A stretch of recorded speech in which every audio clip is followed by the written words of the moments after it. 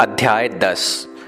भाग्य अथवा प्रभु की महिमा अपरंपार है। उसके कारण एक निर्धन भिखारी पल में राजा बन सकता है और राजा को कंगाल होना पड़ता है। धनहीनो न हीनश्च धनिक सा सुनिश्चय विधारतनेन यो हीना सा हीन सर्व वस्तुषु। यानी धन से हीन मनुष्य दीनहीन नहीं होता यदि वह विधा धन से युक्त हो, परंतु जिस मनुष्य के पास विधा रूपी रत्न नहीं है वह सभी चीज़ों से हीन माना जाता है। दृष्टि पुता नयसेत पादा वस्त्र पुता पिबेत जलम शास्त्र पुता वदेत वाक्या मनः पुता समाचरेत। यानी भली प्रकार आँख से देखकर मनुष्य को आगे कदम रखना चाहिए, कपड़ों से छानकर जल पीना चाहिए, शास्त्र के अनुसार कोई बात कहनी चाहिए और कोई भी कार्य मन से भली प्रकार सोच समझकर करना चाहिए। आचार्य के अनुसार मनुष्य को सोच समझकर उचित कार्य करना चाहिए। किसी कार्य को करने से पहले यह भली प्रकार जांच परख ले कि व्यवहार और शास्त्र से विरुद्ध तो नहीं है। सदैव सावधान और सचेत रहकर प्रत्येक कार्य को करने की सलाह यहाँ दी गई है। जल के प्रति की गई असावधानी अनेक रोगों की उत्पत्ति कर सकती है। सुखार्थी वा त्यजेदिधा विधार्थी वा त्यजेत सुखम सुखार्थीन कुतो विधा विधार्थीन कुतो सुखम। यानी यदि सुख की इच्छा हो तो विधा अध्ययन का विचार छोड़ देना चाहिए, और यदि विधार्थी विधा सीखने की इच्छा रखता है तो उसे सुख और आराम का त्याग कर देना चाहिए, क्योंकि सुख चाहने वाले को विधा प्राप्त नहीं हो सकती और जो विधा प्राप्त करना चाहता है उसे सुख नहीं मिल सकता। चाणक्य का विश्वास है कि विधा प्राप्ति के समय विद्यार्थी को सुख सुविधाओं की आशा नहीं करनी चाहिए। कठोर तप से ही विधा की प्राप्ति हो सकती है। यदि विद्यार्थी विधा में पारंगत होना चाहता है तो उसे निरंतर अभ्यास करना पड़ता है, जो सुख से नहीं हो सकता। क्या कठिनता से मिलने वाली कोई भी वस्तु मूल्यवान नहीं होती? अतः विद्यार्थी को सुख की आशा ही छोड़ देनी चाहिए, अन्यथा उसे विधा प्राप्त नहीं हो सकती। भोग और ज्ञान परस्पर विरोधी हैं। कव्या कीना पश्यन्ति कीना कुर्वन्ति योषिता मदपा कीना जलपन्ति कीना भक्ष्यन्ति वायसा। कवि अपनी कल्पना से क्या नहीं देख सकते, अर्थात सभी कुछ देख सकते हैं, और स्त्रियां क्या नहीं कर सकती, वे सभी प्रकार की मनमानी कर सकती हैं। नशे में चूर व्यक्ति क्या नहीं बोल सकता, अर्थात कुछ भी बोल सकता है, और कौवा क्या नहीं खाता। आचार्य ने कवि शब्द का प्रयोग यहाँ ऋषि और कवि दोनों अर्थों में किया है। कहा जाता है कि जहाँ न पहुँचे रवि वहाँ पहुँचे कवि, और ऋषि उसे कहते हैं जो मंत्रों का साक्षात्कार करता है। ऋष्यो मंत्र दृष्टार। स्त्रियां अपने दुस्साहस के कारण कई ऐसे कार्य कर सकती हैं जिन्हें करने से पूर्व पुरुष कई बार सोचेगा। नशे में चूर व्यक्ति के जो कुछ भी मन में आता है बक देता है, उस समय उसे भले बुरे का ज्ञान नहीं होता। इसी प्रकार कौवा भी अपने स्वभाव के कारण कहीं भी जा बैठता है। रंका करोति राजान राजान रंक में वचा धन्य निर्धन चैम निर्धना धनिन विधि। भाग्य की महिमा अपरंपार है, क्योंकि वह निर्धन अर्थात भिखारी को पल में राजा बना सकता है और राजा को कंगाल। इसी तरह भाग्य के ही कारण धनवान व्यक्ति निर्धन बन जाता है और निर्धन धनवान। लुब्धाना याचका शत्रु मूर्खाना बोधक रिपु जार स्त्रीणा पति शत्रु शचोराणा चंद्रमा रिपु। मांगने वाला लोभी मनुष्य का शत्रु होता है, मूर्खों का शत्रु उन्हें सदुपदेश देने वाला होता है, व्यभिचारिणी स्त्रियों का शत्रु पति होता है, और चोरों का शत्रु है चंद्रमा। लोभी अथवा लालची व्यक्ति उसको अपना शत्रु मानता है जो उससे किसी चीज़ को लेने की आशा रखता है अथवा कुछ मांगता है। मूर्खों को सदुपदेश देने वाला अथवा उन्हें सन्मार्ग पर लाने वाला उनका सबसे बड़ा शत्रु होता है, क्योंकि मूर्ख व्यक्ति की यह विशेषता होती है कि किसी की अच्छी बात को वह नहीं मानता और अपने कार्यों को ही सही ठहराता है। जो स्त्री व्यभिचारिणी है, पति उसे इस काम से रोकने का प्रयत्न करता है, इसलिए उसे वह अपना शत्रु मानती है। चोर उचक्के लोग रात्रि के समय अंधकार में अपना कार्य करते हैं। चांदनी रात में उनके लिए चोरी करना असंभव होता है, इसलिए चंद्रमा उनका सबसे बड़ा शत्रु होता है। इस प्रकार जो किसी के कार्य में रुकावट डालता है वह उसका शत्रु है। येषा ना विधा ना तपो दाना ना ज्ञाना ना शील ना गुणो ना धर्म ते मतरे लोके भुवि भारभूता मनुष्य रूपेण मृगा शचरन्ति। जिन मनुष्य के पास ना विधा है, ना ही जिन्होंने किसी प्रकार का तप किया है, जिनमें ना दान देने की प्रवृत्ति है, ना ज्ञान है, दया और नम्रता आदि भी नहीं है, गुण और धर्माचरण की भावना नहीं है, ऐसे मनुष्य पशु के रूप में संसार में विचरते हैं। यानी धर्म ही मनुष्य को मनुष्य बनाता है। अंतासार विहीनानामुपदेशो न जायते मल्याचल सत्संगात न वेणुषचंद्र नायते। यानी जिन व्यक्तियों में किसी प्रकार की भीतरी योग्यता नहीं, अर्थात जो अंदर से खोखले हैं, बुद्धिहीन हैं, ऐसे व्यक्तियों को किसी भी प्रकार का उपदेश देना उसी प्रकार व्यर्थ होता है जिस प्रकार मल्याचल पर्वत से आने वाले सुसंगित हवा के झोंकों का बांध से स्पर्श। जिस व्यक्ति में किसी प्रकार की भीतरी योग्यता नहीं और जिसका हृदय भी साफ नहीं, उसमें बुरे विचार भरे हैं, उसे किसी भी प्रकार का उपदेश देना व्यर्थ है, उस पर उपदेश का कोई प्रभाव नहीं पड़ेगा। ऐसा होना उसी प्रकार व्यर्थ है जैसे चंदन वन से आने वाले सुगंधित वायु के स्पर्श से बांस में ना तो सुगंध ही आती है और ना ही वह चंदन बन पाता है। यस्य नास्ति स्वयं प्रज्ञा शास्त्र तस्य करोति किम लोचनाभ्यां विहीनस्य दर्पणा की करिष्यति। जिस व्यक्ति के पास अपनी बुद्धि नहीं, शास्त्र उसका क्या कर सकेगा। आंखों से रहित को दर्पण का कोई लाभ नहीं हो सकता। आचार्य का यह कथन संकेत करता है कि केवल बाहरी साधनों से कोई ज्ञानवान नहीं हो सकता। मनुष्य के भीतर निहित संस्कारों को ही बाहरी साधनों से उभारा और निखारा जा सकता है। खेत में बीज ही ना हो तो खाद आदि देने से फसल नहीं उगती। कभी कभी तो उल्टा ही होता है। इच्छित फसल को पाने के लिए किए गए उर्वरकों के प्रयोग से ऐसी हानिकर फसल लहलहाने लगती है जिसका किसी ने भी कल्पना नहीं की होती। दुर्जना सज्जना कतुर्मापो ना ही भूतले अपान शतधा धौता ना श्रेष्ठ मिंद्रिय भवेत। यानी संसार में ऐसा कोई उपाय नहीं जिससे दुर्जन व्यक्ति को सज्जन बनाया जा सके। बिल्कुल उसी तरह जिस प्रकार गुदा को चाहे सैकड़ों प्रकार से और सैकड़ों बार धोया जाए फिर भी वह श्रेष्ठ अंग नहीं बन सकती। आत्मद्वेषात् भवेन मृत्यु परदेशात् धनक्षय राजद्वेषात् भवेन नाशो ब्रह्मदेशात् कुलक्षय। जो मनुष्य अपनी ही आत्मा से द्वेष रखता है वह स्वयं को नष्ट कर लेता है। दूसरों से द्वेष रखने से अपना धन नष्ट होता है। राजा से वैर भाव रखने से मनुष्य अपना नाश करता है और ब्राह्मणों से द्वेष रखने से कुल का नाश हो जाता है। आत्मद्वेषात् की जगह कहीं आत्मद्वेषात् शब्द का भी प्रयोग किया गया है। इसे पाठ भेद कहते हैं।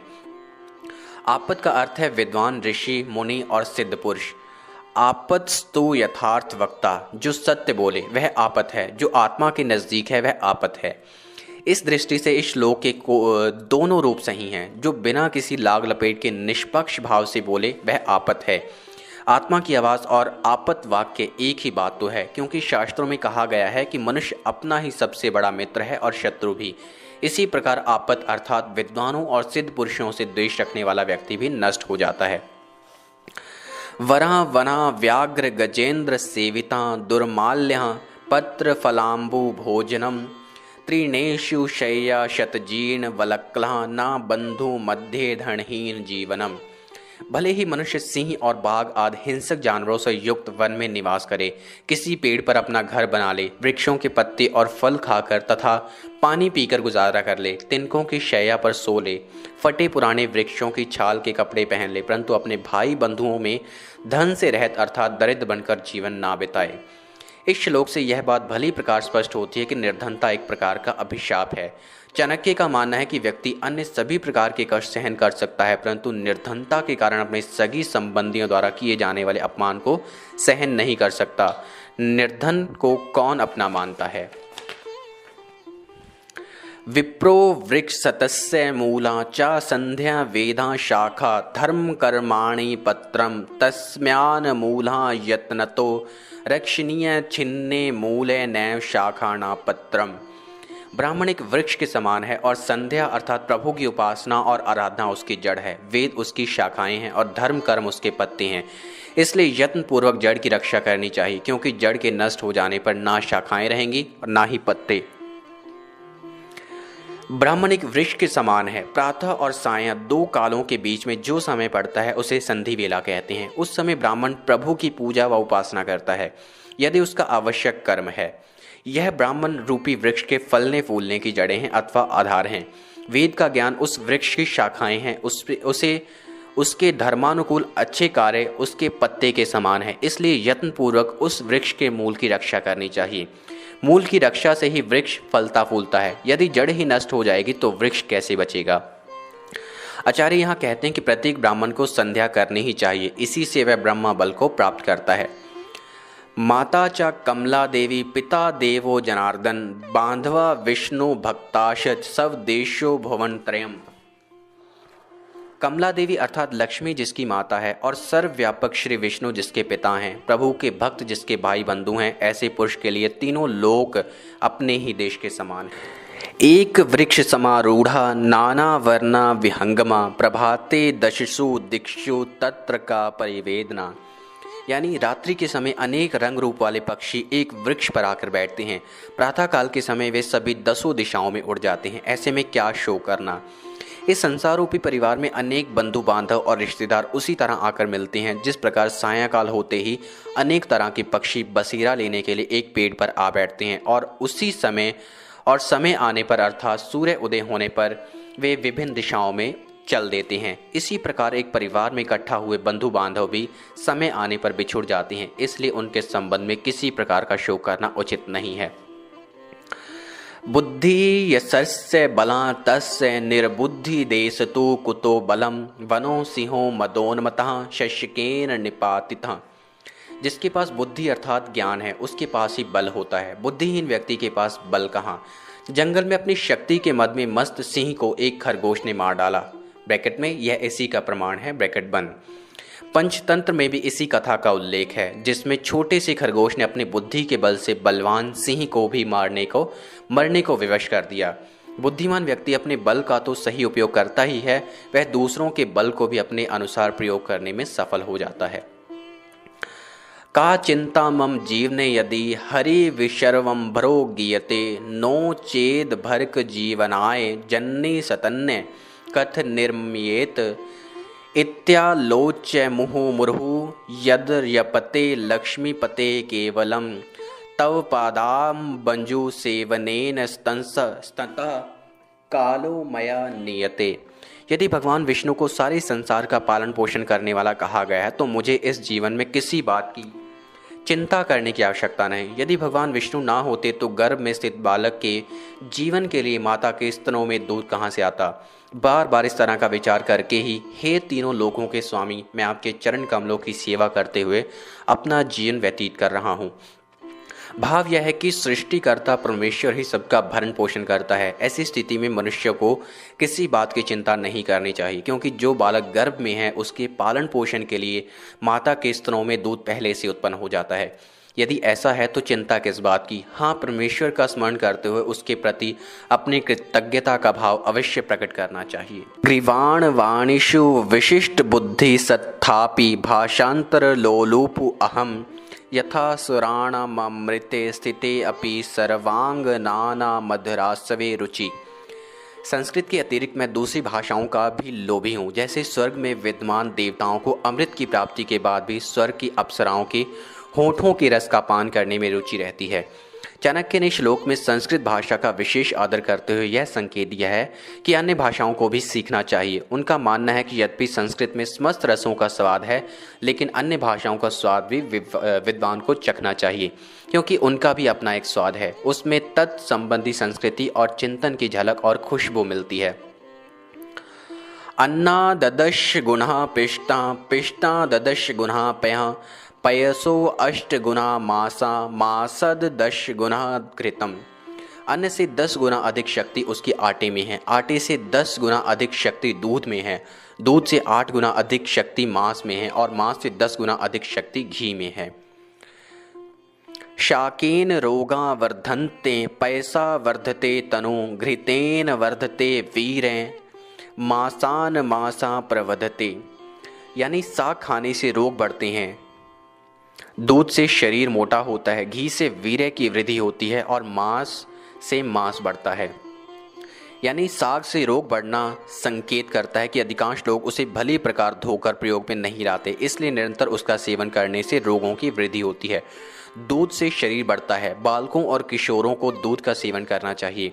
घी का अधिक सेवन करने से वीर्य की वृद्धि होती है, कम मात्रा से ज़्यादा ऊर्जा। मांस खाने से शरीर का मांस बढ़ता है, मोटापे से पीड़ित व्यक्ति को इसके सेवन से बचना चाहिए। इस प्रकार चाणक्य के अनुसार घी इन सब वस्तुओं में श्रेष्ठ माना गया है, जिससे बल और वीर्य दोनों की वृद्धि होती है। अब हम पढ़ेंगे अध्याय का सार। चाणक्य ने विधा रूपी धन को सब धनों में श्रेष्ठ माना है। उनका कहना है कि जिस मनुष्य के पास विधा रूपी धन नहीं, वह सब कुछ होते हुए भी हीन है। पहले सोचें फिर करें। चाणक्य ऐसा करने की सलाह देते हैं। करने के बाद सोचने का तो कोई अर्थ ही नहीं है। विद्यार्थी के कर्तव्य की ओर ध्यान दिलाते हुए आचार्य फिर कहते हैं कि जो विद्यार्थी विधा प्राप्त करना चाहता है उसे सुख की अभिलाषा छोड़ देनी चाहिए। चाणक्य का मानना है कि व्यक्ति पुरुषार्थ के बावजूद भाग्य से ही निर्धन से धनी होता है। इस प्रकार जीवन में भाग्य की महत्वपूर्ण भूमिका है। नियति की गति को समझना ही बुद्धिमता है। चाणक्य यहाँ फिर कहते हैं कि मनुष्य को विधा रूपी धन प्राप्त करना चाहिए, दानशील होना चाहिए, धर्म से युक्त होना चाहिए, परंतु जिस मनुष्य में ऐसी कोई भी बात नहीं, वह पृथ्वी पर पशु के समान है और भार रूप है। व्यक्ति को अपनी भीतरी योग्यता का ज्ञान होना चाहिए। जिसमें भीतरी योग्यता नहीं और जो बुद्धिहीन है, वेद आदि शास्त्रों से भी उसका कल्याण नहीं हो सकता। चाणक्य कहते हैं कि दुष्ट व्यक्ति सदा दुष्ट ही रहता है, वह अपना स्वभाव कभी नहीं छोड़ता। अपने बंधु बांधवों रिश्तेदारों में मनुष्य को निर्धन होकर अपना जीवन नहीं बिताना चाहिए। उसे चाहिए कि वह अपनी निर्धनता दूर करने का प्रयत्न करे। चाणक्य ने संसार के रंग ढंग का वर्णन करते हुए कहा है कि जिस प्रकार सायंकाल के समय अनेक पक्षी एक वृक्ष पर आकर बसेरा लेते हैं और प्रातःकाल अपनी दिशाओं में उड़ जाते हैं, उसी प्रकार बंधु बांधव भी मनुष्य को संयोग से ही मिलते हैं। इसलिए उनके बिछोड़ने का मनुष्य को शोक नहीं करना चाहिए। यह तो प्रकृति का नियम है। चाणक्य मनुष्य की बुद्धि को ही उसका सबसे बड़ा सहायक मानते हैं। उनका मानना है कि जब परमेश्वर ही संसार का पालन करने वाला है तो जीविका की चिंता ही क्यों। इतिमम समाप्तम।